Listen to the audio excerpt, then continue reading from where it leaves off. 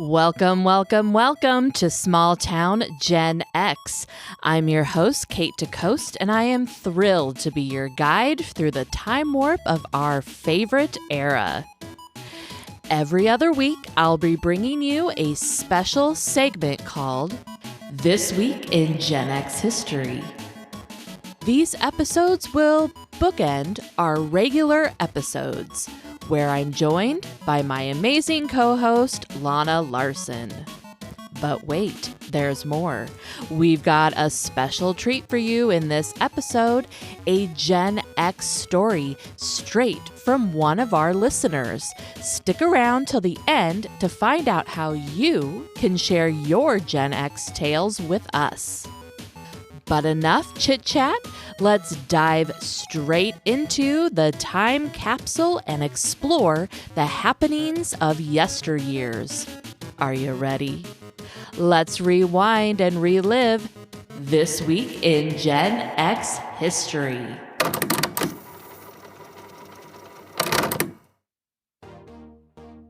In 1966, Vans opened its first store at 704 East Broadway in Anaheim, California.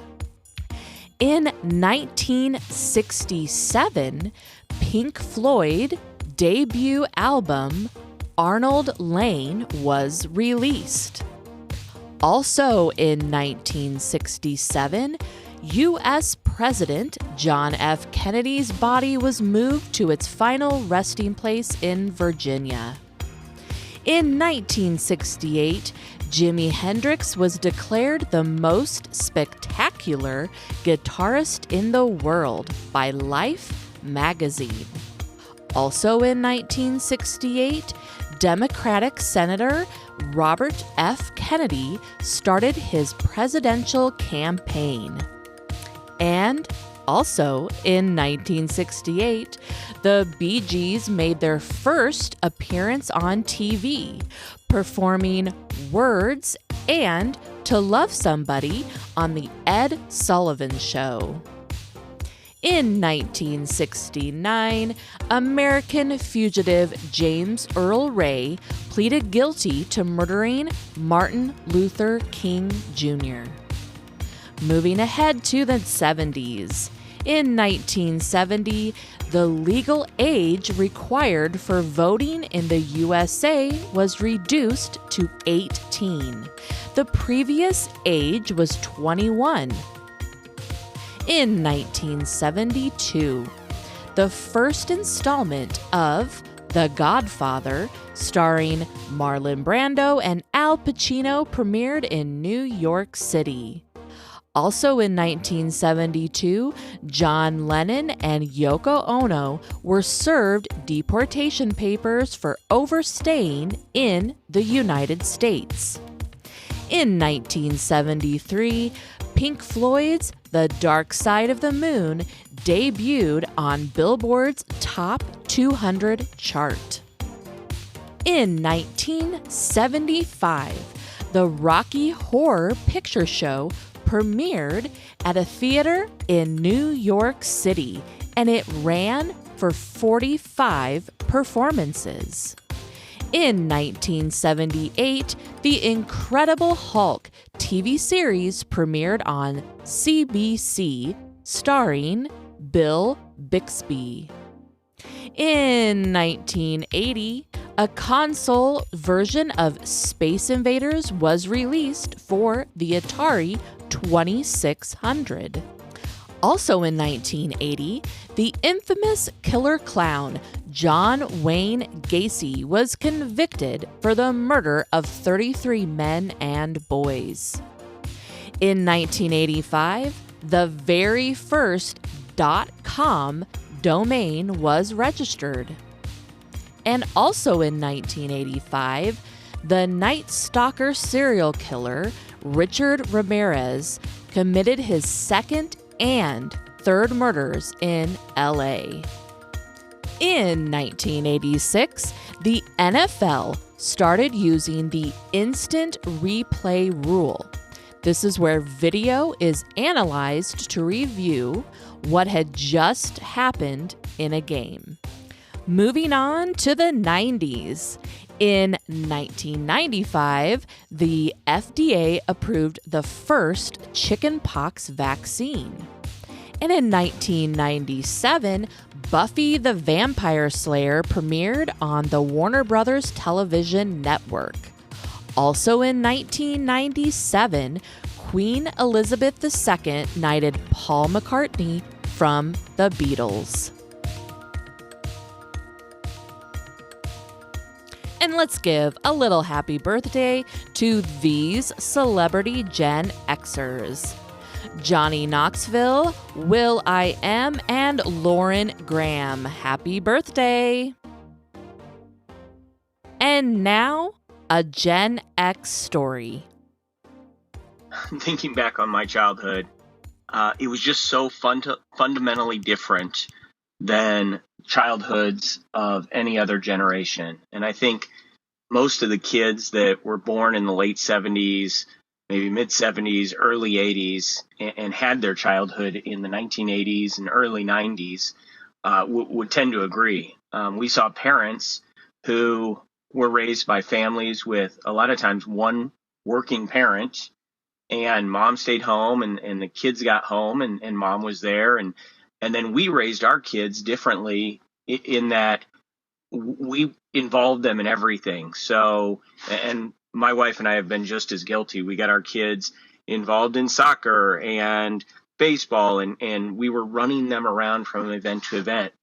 And our generation was just so different because it wasn't built like that. We were built, we had two working parents, and we had two parents who a lot of times were raised in that other environment where there weren't all these travel ball leagues and all of this other stuff. We were kind of left on our own to figure it out. And so I don't know if I've got one or story that shows that example. I've got hundreds of stories that show that example. And it's just, it was just so different. I had a babysitter, a daycare provider that we went to, and she lived on a farm. And by today's standards, she probably took care of way too many kids.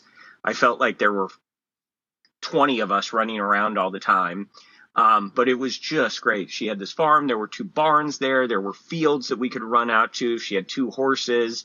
And we were just always busy.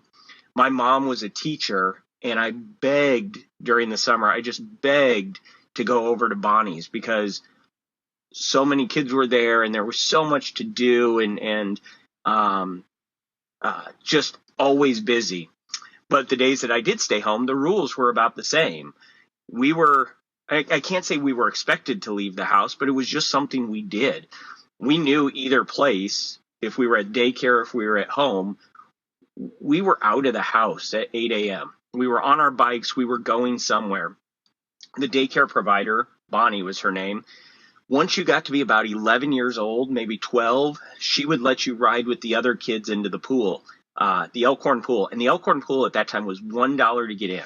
So you would take $1, get on your bike at 11 a.m., well, maybe a little bit later, right after lunch, and you'd ride 3 miles with the other kids into the pool. You'd pay your $1, you'd play at the pool for a few hours, and then you'd ride your bike back.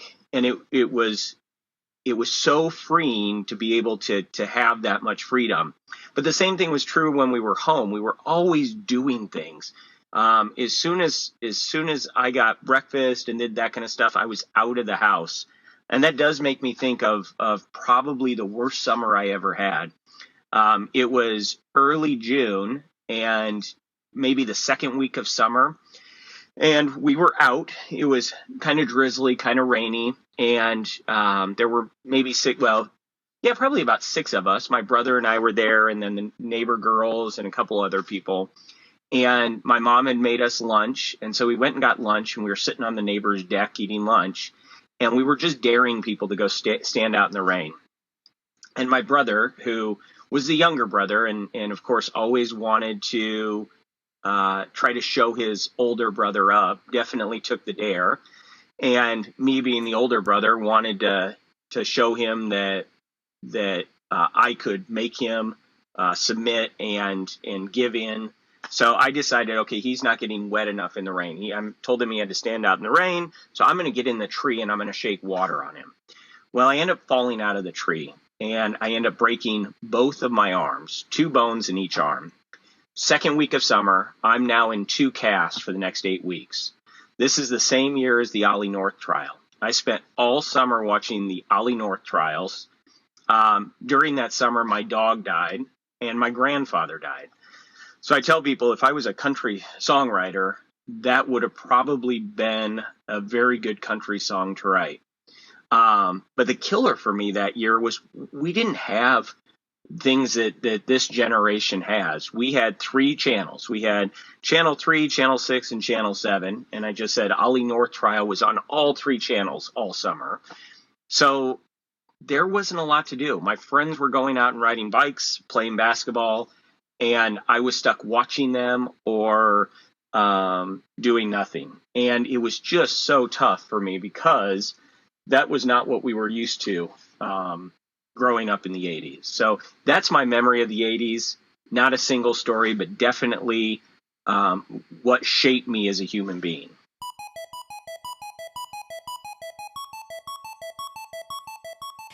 And that's a wrap for today's journey through Gen X history on Small Town Gen X. We hope you enjoyed reminiscing about the music, the memories, and the moments that defined our generation. Before we sign off, we want to extend a huge thank you to all of our listeners for joining us on this nostalgic ride. Your support means the world to us, and we cannot wait to continue exploring the sights and the sounds of our beloved era with you. Remember, the conversation doesn't have to stop here. Share your own Gen X stories by emailing us at smalltowngenx@gmail.com. Your 3 to 8 minute story will be aired and featured on an upcoming episode. Don't forget to show us some love by leaving a review on your favorite podcast platform.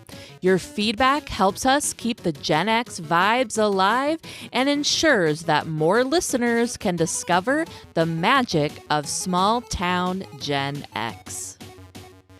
Until next time, keep rocking those scrunchies, cranking up the volume on your boombox, and embracing the spirit of Small Town Gen X wherever you go.